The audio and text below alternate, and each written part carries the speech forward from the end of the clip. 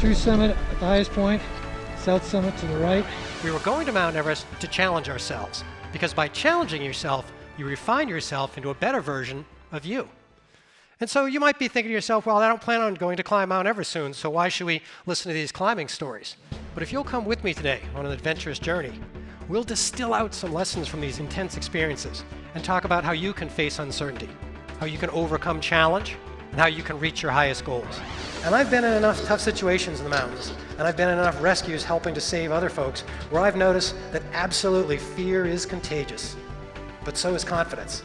And you want to be the person to try and project some confidence even in that moment of fear, in that moment of crisis. Amplify resilience when you see it in others. That's what we need to do as resilient leaders, whether we're in a large organization or a small one. Mount Everest base camp after a deadly avalanche.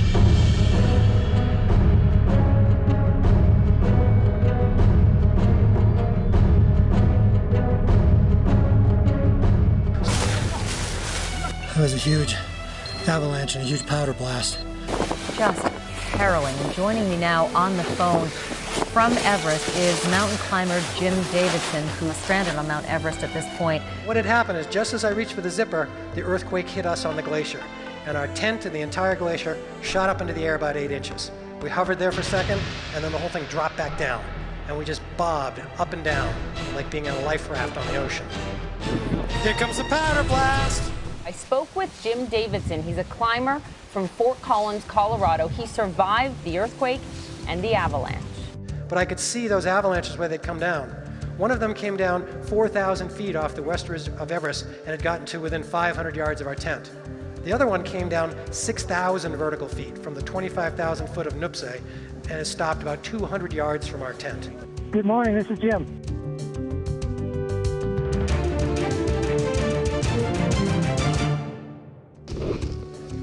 And there goes Fred, up the ladder.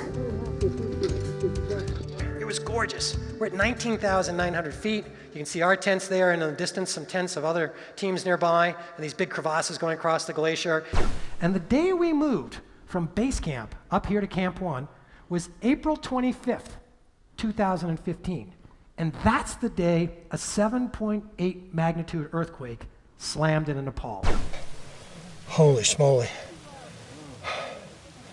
Sounded like it rumbled off Nuptse, but then I thought I heard another one over there, but it's hard to tell. The sound was bouncing around too. And so I want to talk a little bit about how can you be a resilient team member when things are tough. Maybe the company's crashing, maybe the economy's down, maybe there's earthquakes and avalanches, uncertainty is high, change is being thrust upon you. Really what you're trying to do as a team member is you're trying to spark resilience. Spark resilience in others by being someone to project that confidence. And also, that sparks resilience in you. You see them calm down, they go, all right, I'll start working on the problem. Whew, I feel a little better. Now they're engaged with the challenge with me. So be the person to spark resilience in your teammates. Why did you want to climb Everest? I wanted to go there to learn the most I could about myself and my fellow climbers and the human capacity. You know, it's a physical challenge, but it's a mental and spiritual challenge as well. And in this case, we didn't get to test ourselves up high on the summit, but I learned a lot from the people around me. Beautifully said. As resilient as you are, too. Really what you're trying to do as a leader in those moments of crisis or uncertainty or change is what you're trying to do is amplify resilience in others. When you see somebody else having a good idea, well, geez, we got a problem back in the factory, but I guess we could do that. Yes, you put your weight behind them. You amplify their resilience. Give them resources, put them in contact with one of the colleagues in this room. Get behind them. Jim's resilient teamwork and resilient leadership programs are available as keynotes and workshops. They're probably one of the best speeches I've ever heard. I loved your, sort of take change and adapt, take challenge and, move forward and accept. It's great stuff. And you got an unbelievable story. Well, thank you. You get me in tears. I don't know how you do it. Oh, so I was moved. And that was the most compelling and fascinating keynote speech I've heard. I'm still moved. It really was amazing, and you're amazing, and it's an honor to meet you. Mount Rainier, America. Because we'd both been climbers for a while, we decided to try a slightly harder route on the north side of Rainier. And I had been climbing about 10 years at this point, but Mike was more experienced. And here's a picture of Mike on that third morning after our second night out. And you can see he's pretty comfy in his sleeping bag, and just beyond his feet is that 2,700 foot drop. And there is a word for this called bivouac. It's a military word, and it means soldiers sleeping in the open, but my wife tells me it means idiots camping in the snow. So. But the most important thing he had was he had resilience. And resilience can mean a couple things. You often hear it used in sports where they say, oh, the team fell behind in the second half, they came back and won in the fourth quarter, they're very resilient, they bounced back, they won. And that's a good first application of resilience. But resilience can go deeper than that. Resilience can also be when you don't succeed, when you lose the game, when you get rained off the mountain. You can look at that experience and extract some knowledge. What did we do wrong? What did the mountain teach us? How can we take that knowledge with us to the next mountain, the next challenge, and apply what we've learned? Now, I'm a full-time speaker and a writer, so I fly around the country speaking to groups like yours. I know many of you flew to get here. I don't know if you've tried to get on the plane carrying one of these. You ought to try carrying 2 of these in your luggage. And it was June 21st, first day of summer, longest, sunniest day of the year. And the sun had sort of been cooking the snow. We made it about 3/4 of the way down. We were about 1 hour from the edge of the glacier, and then things went wrong. Things went very wrong. And I want to show you a short video that was made about this story from I Shouldn't Be Alive, and you'll see what happened as we were descending down Mount Rainier. It's every mountaineer's worst nightmare. Falling into a hidden crevasse. 80 feet down, where no one can hear your cries. In an epic struggle, It was just absolute sheer terror. he must escape before the sun sets, or he'll freeze to death. I was going to climb until I got out, or until I was dead. Inside the crevasse, it's mostly dark. There's a little bit of blue light because the light refracts through the ice and we only see blue down there. And where Mike and I were on the bottom of the crevasse, there was a snow pile about 2 feet wide and about 6 feet long. And the ice walls were right next to me on my right and left, about 2 feet apart. And way at the top, there was a hole in that ceiling where the light was coming through. And that hole in the ceiling, that way back to the world, that was 80 feet above my head. And there in the darkness, my friend Mike slipped away. My head dropped on his chest. My eyes started filling with tears. I thought, that's it. Mike's gone, and I'm going to be gone soon, too. But I realized I couldn't just quit like that. I was so afraid, and I was so devastated at the loss of my partner, Mike. But I know I couldn't just give up. Mike had just saved me from the fall. I can't just quit because I'm scared or because it's hard. I thought, if I had 20 ice screws, I knew how to get out of there. Well, this is what 20 ice screws would look like. Nobody carries this much gear. I also needed about 40 carabiners. Nobody carries that many either. So instead of the 20 ice screws, I had about 6. Instead of 40 carabiners, I had about 15. So I'm short on resources, people, time, and I've got a big, big challenge. I think as humans, we're drawn to what we don't have. We think, you know, if I just had more resources, I could do it this way, and if you'd give me an extension of the budget and some more staff, I could do it that way. Try not to get attracted to what you don't have. Think instead about what you do have. What resources do you have? What knowledge do you have? What colleagues do you have that can help you out and figure out to try and start solving the problem with the resources available? And really, I think that's the moment when I found my resilience, when I found my capacity to look inside and ask myself, what drives me? What am I willing to take any fear and any pain for in order to make happen? And that was to get out and see those people back home. And that's when you need to ask yourself about your resilience. Ask yourself where your resilience comes from. How you can get yourself back on your feet and try one more time. That resilience is powerful stuff, whether you're trying to reach a big goal or overcoming a big adversity. Now, you'll probably never wind up in a glacial crevasse, but there are other crevasses in life. Things like illness, bankruptcy, tight economy, and tough competition. Those are the kind of crevasses we all encounter in life. And so this is what I learned by climbing out of that crevasse that you can apply to your crevasses in life. First of all, when you get in a tough situation, you've got to have a resilient mindset. And you have to ask yourself an even more important question: who will look to me for their resilience? Because the people that work for us, the kids we're leading, they're watching us. Those young climbers I help lead on expeditions, they're watching me. And I have to set a good example. When a challenge or a difficulty happens, do I get mad and just throw my stuff on the ground and stomp away? Should you go back to your office and just slam the door and hide? No. We need to set a good example for them. By being resilient and being a good team member and being a good resilient leader, we teach them how to respond. Jim's epic story of personal resilience was made into an episode of I Shouldn't Be Alive, and it was shared in Jim's New York Times bestseller, The Ledge. And if you can do those things, accept, adapt, persevere, and re-engage, that's what builds a resilient mindset for moving forward and taking on those challenges. Mount Everest, Nepal. So I went back to Nepal this year in 2017. It's about 8:45 in the morning. We're at 23,000 feet. Some of our teammates coming up. So instead of being in base camp 4 days, we're in base camp for 6 days, 8 days, 10 days. And after 10 days of sitting in base camp eating the same food and the muscles just coming off you, we begin to lose our minds. We begin to lose our health. And people started getting sick. Our team is getting smaller and we're just wasting away as we sit there. And I thought, well, we need to be tough. We need to persevere. But I realized we can't do anything. The weather's bad. And so this waiting game happened. And I began to think, how can I be perseverant when all I can do is sit around and wait for conditions to change? It's like you might be hunkered down waiting for the economy to change, or hunkered down waiting until that factory gets up and running. You're going to have to hang in there. And that's when I realized patience is a form of perseverance. Patience is passive perseverance. All the things about don't quit and keep going, that's active perseverance. That works a lot of the time, but sometimes you have to be patient. Wait long enough, the weather will clear, we'll get a chance to try and climb. Wait long enough, the economy will improve, you'll get your chance to expand your operations. Well, after 12 days of waiting, we're finally ready to go back for the summit push. And off we went. 36 years as a climber, my second trip to Everest, all this training, all this suffering and conditioning, and it's all going to come down to the next 8 hours. And so we start out incredibly slow. The trick is not to rush up there. The trick is to try and stay in control. And so we push on hour after hour in the darkness. The sky in the east was turning blue. Jupiter and the moon were up on the horizon, and it was just absolutely gorgeous. I realized you get these incredible views, but the time there is very fleeting. So standing on the summit, there's a very small piece of time.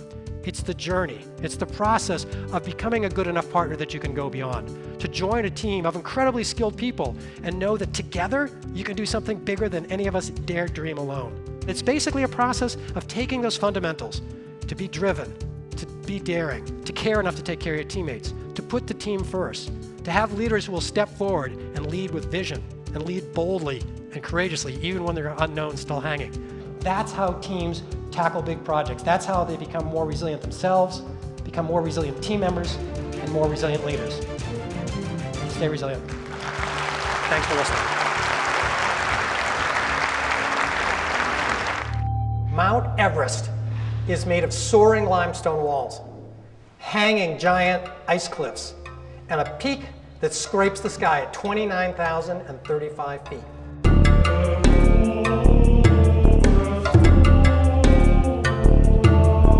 And the day that my team moved from base camp up to Camp 1 was April 25th, 2015. And that's the day a 7.8 magnitude earthquake slammed into Everest, Nepal, and all the neighboring countries. It was a huge avalanche and a huge powder blast. Just harrowing. And joining me now on the phone from Everest is mountain climber Jim Davidson, who's stranded on Mount Everest at this point. 4 Americans are among the 18 people who died in that disaster. And when that earthquake slammed into us at Camp 1, the whole trip changed. And we had a real teamwork and leadership challenge on our hands. Hi, I'm Jim Davidson. These rescue and survival situations act as an intense crucible for examining what makes a resilient leader and how teams can be more resilient. By sharing these powerful videos, photos, and stories, I bring these compelling experiences right into your meeting room. Let's take a short look at a video here, 5 minutes after the quake, and see what was going on through my mind when I realized I had survived and I had to think about what to do next. We're going to have to do a count off, make sure everybody's counted for. Holy schmoly. It sounded like a rumbled off noopsie. But then I thought I heard another one over there, but it's hard to tell. The sound was bouncing around too. All right, I gotta get dressed. Stand by. So I want you to imagine you're there. You've seen the videos, you heard our voices. Imagine you're at Camp 1. And let's review the situation. I want to tell you a few facts here about what's going on, because in a minute I want you to think about what kind of a leader you would want if you were sitting in that tent right now. So at Camp 1, we've got about 32 climbers and Sherpas. We're at 19,000 feet. The air is less than half as thick as it is at sea level. Helicopters aren't flying because it's too cloudy and snowing, so we're not going to get out in a helicopter. We do have food and fuel for about 5 days. That's good. We can maybe stretch it a little bit longer. Let's pretend you are the team leader, just like you're team leaders here today to represent your chapter. You're the team leader at Camp 1. What traits and characteristics do you want the team members to possess? These are real-world challenges, not made-up scenarios or board games. So as a result, the audience gets drawn in and they energetically debate how to be a resilient leader. and they discuss how to make teams more resilient.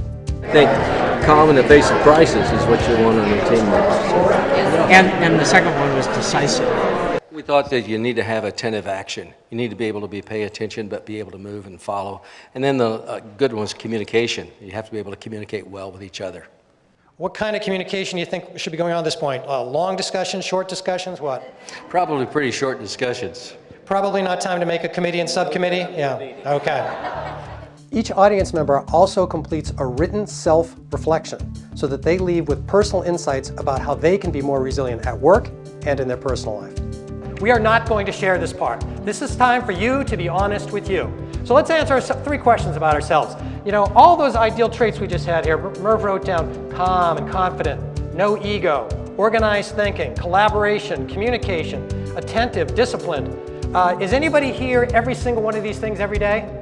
No. Maybe a couple of them, right? But we're not all these things every day. This unique workshop is very interactive. Your audience will work together in small groups, and I facilitate larger group discussions to pull out the wisdom from the audience members. Ma'am, how about yourself? What did you hear? What did you hear that you liked? Confidence and inclusion. They're open to input and feedback from others without delaying the process. You want somebody who's got some experience because you don't want somebody to make the wrong decisions.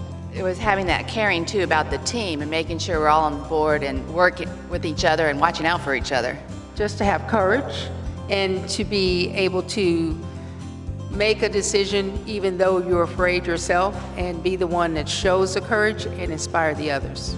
That's fantastic. Thank you. That's a great spot to wrap that up. So let me scroll it forward and show you the video here and watch and listen to our team leader, Emily, the lady in the blue jacket.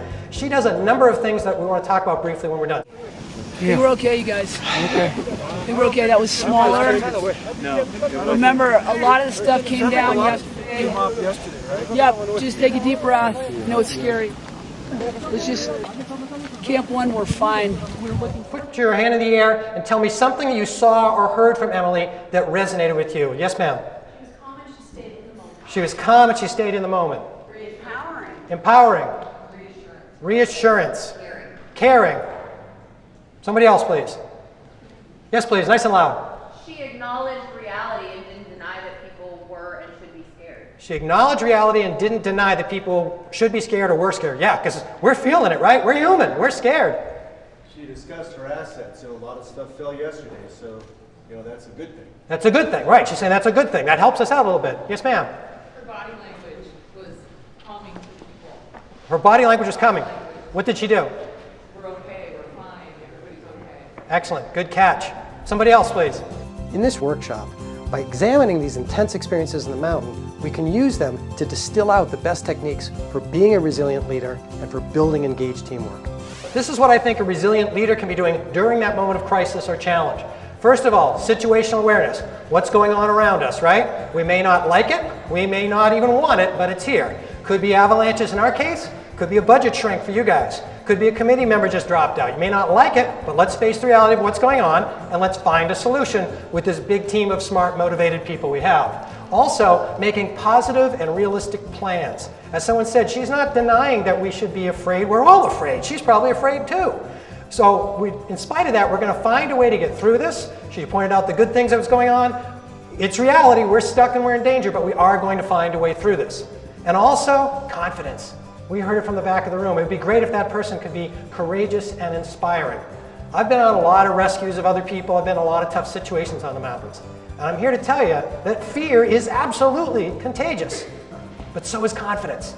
And you want to be the person to try and start that confidence process. Really, you want to be the person to spark resilience. To spark resilience among your teammates, and in doing so, even in yourself. You may not have all the answers yet, but if you can do these things and get the team moving forward, you in fact will be a more resilient leader as well, and that will start to grow. For smaller groups, we can also incorporate some fun hands-on activities that get them out of their chair and engaged in some more teamwork learning. Everybody was focusing on keeping their fingers on the pole and nobody was coming down at the same time. Right. We weren't communicating very well.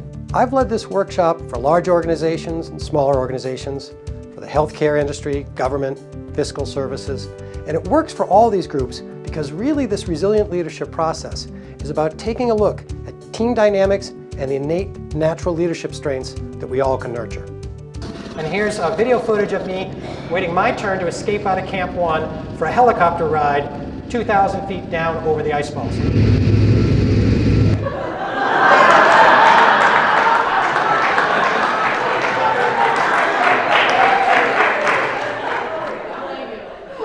We're all friends here, so I can ask you a question and you can answer me honestly.